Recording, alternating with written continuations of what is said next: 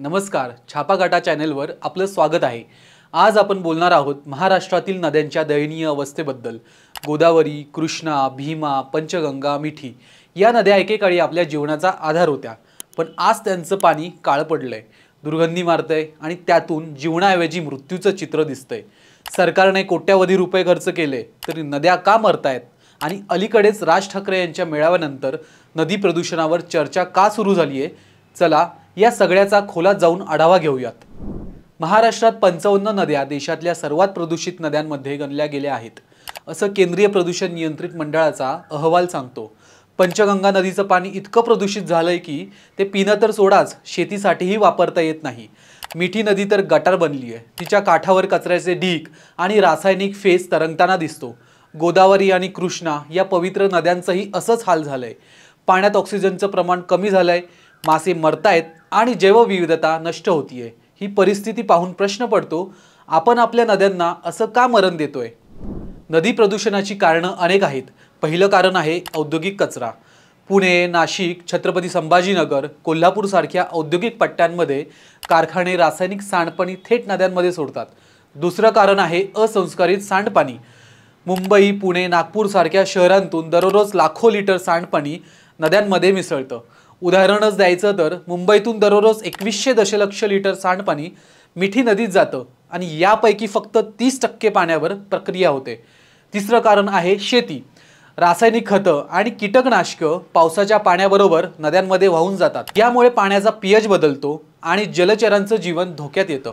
महाराष्ट्र प्रदूषण नियंत्रण मंडळाचा 2023चा अहवाल या परिस्थितीचं गांभीर्य दाखवतो।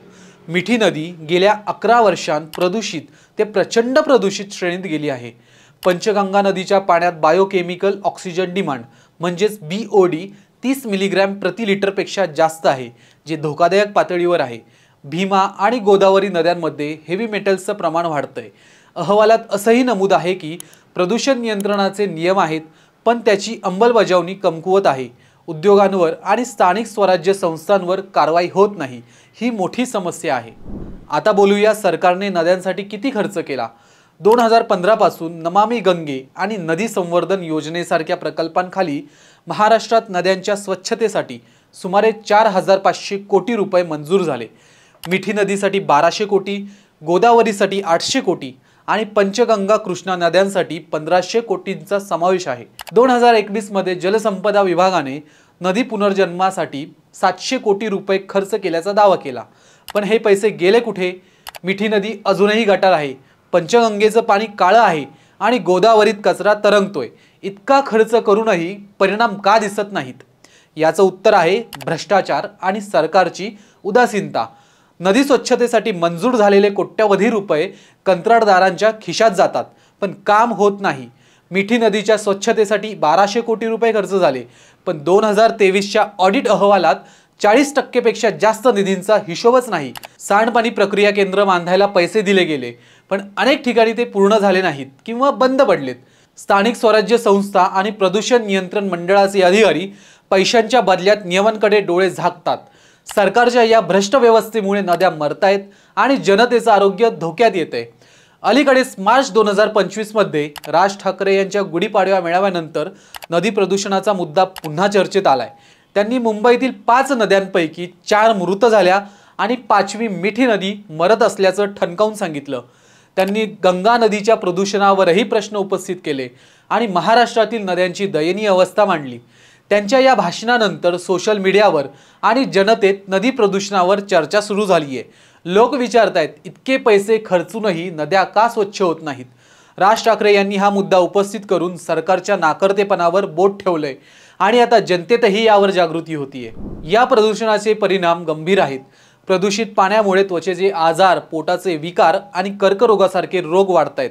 शेती आणि मासेमारीवर अवलंबून असलेल्यांची उपजीविका नष्ट होतीये, पण सगळं संपलेलं नाही। उपाय आहेत। सांडपाणी प्रक्रिया केंद्रांची संख्या आणि कार्यक्षमता वाढवणं, उद्योगांवर कडक कारवाई करणं आणि जनजागृती करणं, पण सर्वात महत्त्वाचं म्हणजे सरकारला भ्रष्टाचार थांबवावा लागेल। पारदर्शकता आणि जबाबदाऱ्यांशिवाय हे शक्य नाही।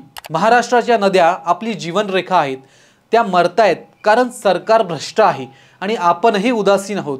4500 कोटी रुपये खर्चूनही जर नद्या अस्वच्छ राहिल्या तर हे पैसे पाण्यात गेलं असंच म्हणावं लागेल। राज ठाकरे यांच्या मेळाव्यानंतर आता तरी या प्रश्नावर गांभीर्याने विचार व्हायला हवा।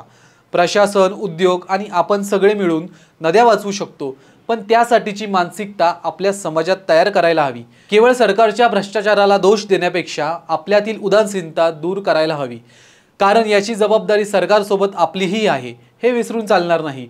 तुम्हाला काय वाटतं? नद्या वाचवण्यासाठी काय करायला हवं? कमेंटमध्ये सांगा आणि व्हिडिओ शेअर करा। छापा काटा चॅनलला सबस्क्राइब करायला विसरू नका। धन्यवाद।